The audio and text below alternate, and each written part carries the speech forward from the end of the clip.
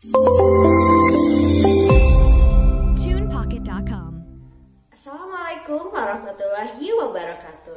Halo anak-anak, selamat pagi. Selamat bertemu kembali di mata pelajaran IPA. Apa kabar kalian hari ini? Ibu doakan semoga semuanya dalam keadaan sehat dan tentunya senantiasa selalu dalam lindungan Allah Subhanahu wa taala. Amin. Anak-anak, sebelum kita belajar, mari kita baca doa bersama-sama. Anak-anak, alhamdulillah hari ini kita sudah memasuki bab yang keempat, yaitu tentang listrik statis. Nah, hari ini kita akan belajar tentang konsep listrik statis. Anak-anakku, silakan tonton videonya sampai selesai ya. Ini dia materinya. Hai, anak-anak, pernahkah kalian mendengar petir? Mengapa petir berbahaya ya? Apa sih sebenarnya itu petir?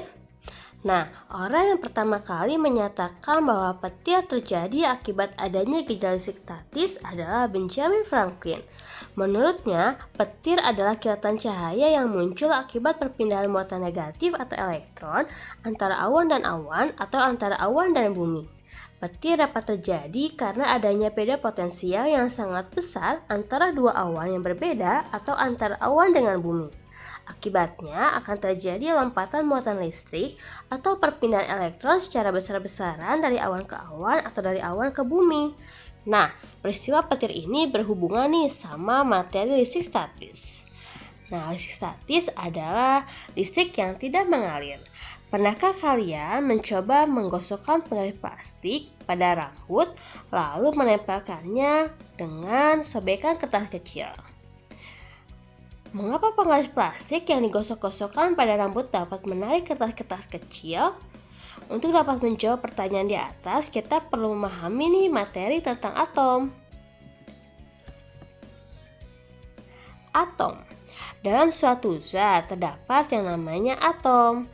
Nah, pada atom terdapat yang namanya inti atom, di mana inti atom ini terdiri dari proton dan juga neutron, dan terdiri juga yang namanya elektron.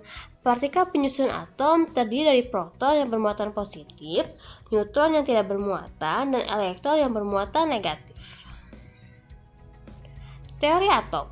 Atom terdiri dari partikel-partikel antara lain proton yang bermuatan positif, elektron yang bermuatan negatif, neutron yang bermuatan netral.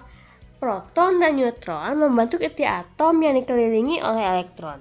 Elektron dalam mengelilingi inti atom pada tingkat energi tertentu semakin jauh dari inti energi elektron semakin kecil.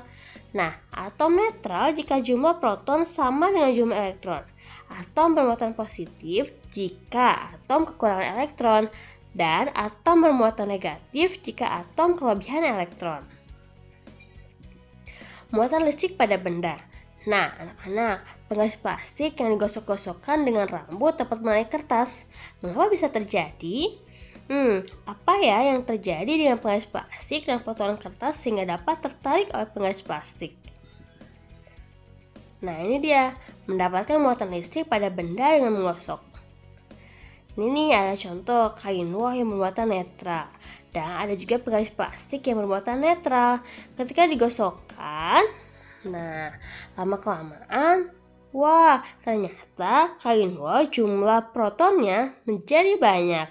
Dan penggaris plastik jumlah protonnya menjadi sedikit. Penggaris plastik yang digosok-gosok dengan kain wool, maka penggaris plastik akan menjadi bermuatan listrik negatif karena elektron dari kain wool berpindah ke plastik. Nah, ini dia contoh-contoh bahan-bahan yang jika digosok-gosokkan akan mendapatkan proses perpindahan elektron dan juga penerimaan elektron. Contohnya nih, kaca dan kain sutra. Hasilnya yaitu kaca akan bermuatan positif dan juga sutra bermuatan negatif. Di mana prosesnya nih, elektron dari kaca berpindah ke kain sutra. Nah, ada juga nih penggaris dan juga rambut. Penggaris dan juga rambut, penggaris bermuatan positif dan rambut bermuatan negatif, sehingga elektron dari rambut berpindah ke penggaris. Penggaris dengan kain wool. Penggaris bermuatan negatif dan kain wool bermuatan positif. Prosesnya elektron dari kain wool berpindah ke penggaris Dan ada juga nih sisir dan rambut, di mana sisir akan menjadi bermuatan negatif dan rambut bermuatan positif. Prosesnya adalah elektron dari rambut berpindah ke sisir. Interaksi antara muatan listrik. Nah, kita lihat ada dua buah kaca. Dua-duanya kaca bermuatan positif, sehingga karena sama-sama bermuatan positif, makanya saling menolak. Lihat tuh, benda kaca yang satu dan kaca yang lainnya saling berjauhan. Artinya, muatan sejenis bila didekatkan akan saling tolak-menolak. Interaksi antara muatan listrik yang satunya lagi nih, ada plastik yang bermuatan negatif dengan kaca yang bermuatan positif. Karena dua-duanya memiliki jenis muatan yang berbeda, makanya saling mendekat, artinya saling tarik menarik. Nah, muatan tidak sejenis bila didekatkan akan saling tarik menarik. Hukum Coulomb. Masih ingatkah kamu bahwa muatan listrik dapat saling menarik atau saling menolak?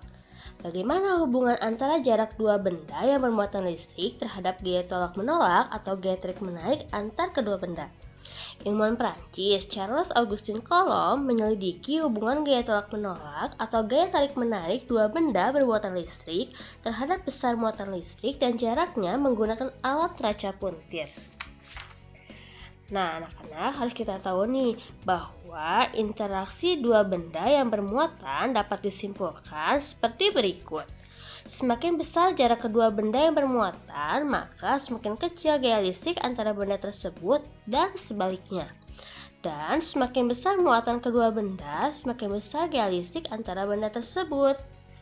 Kita lihat, dalam gambar terdapat dua buah muatan.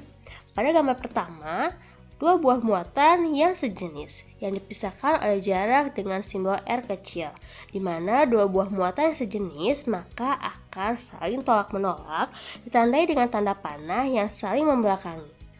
Dan gambar satunya lagi adalah dua buah muatan yang berbeda jenis sehingga dia akan saling tarik-menarik. Besar gaya tarik atau tolak antara muatan sebanding dengan besar muatan masing-masing dan berbanding terbalik dengan kuadrat jarak antara kedua muatan. Hukum Coulomb dapat dirumuskan dengan F sama dengan K dikali Q kecil kali Q kecil dibagi R kuadrat, di mana F sama dengan gaya Coulomb dengan satuan Newton, Q kecil sama dengan muatan dengan satuan Coulomb, R kecil sama dengan jarak dengan satuan meter, dan K sama dengan ketetapan di mana ketetapannya adalah 9 dikali 10 pangkat 9 Newton meter persegi per kolom persegi. Nah, ini dia contohnya.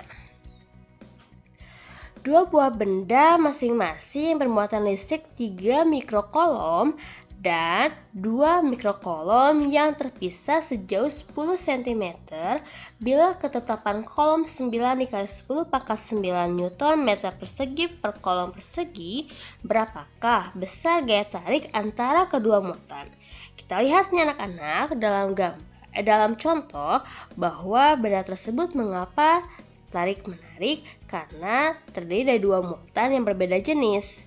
Nah, kita tuliskan Q1 bermuatan positif 3 mikrokolom dan benda satunya lagi bermuatan negatif dengan 2 mikrokolom.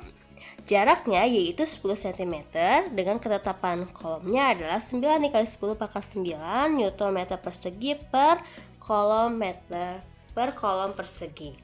Nah, catatannya nih anak-anak bahwa yang namanya jika ada mikrokolom maka kita ubah ke dalam kolom di mana mikrokolom sama dengan 10 pangkat min 6 kolom.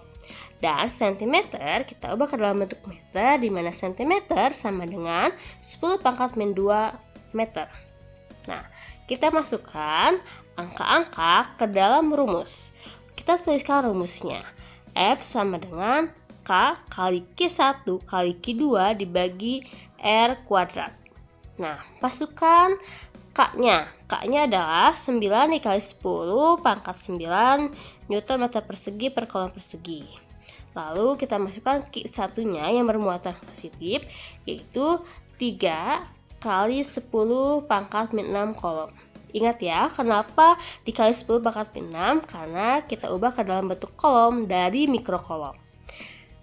3 kali 10 pangkat min 6 kolom yaitu Q1, kita kalikan dengan Q2 yaitu 2 kali 10 pangkat min 6 kolom per R kuadrat. Jaraknya di situ 10 cm, kita ubah ke dalam bentuk meter sehingga 0,01 meter dikuadratkan. Nah, lalu setelah itu kita tuliskan kembali di bawahnya di sini 9 kali 10 pangkat 9 Nm persegi per kolom persegi dikali 3 kali 10 pangkat min 6 kolom kali 2 kali 10 pangkat min 6 kolom per 0,0001 meter persegi, di mana 0,001 meter persegi ini merupakan hasil perkalian dari 0,01 dikuadratkan. Nah, kalau sudah seperti ini, lalu kita tuliskan kembali 9 kali 10 pangkat 9 Nm persegi per kolom persegi dikali 3 kali 10 pangkat min 6 kolom dikali 2 kali 10 pangkat min 6 kolom per 10 pangkat min 4 meter persegi. 10 pangkat min 4 persegi ini didapatkan dari sini. Didapatkan dari 0,001 meter persegi.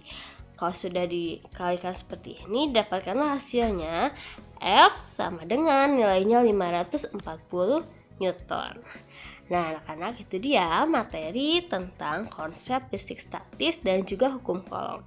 Silakan setelah ini lihat tugas untuk mengerjakan contoh latihan soal tentang hukum kolom.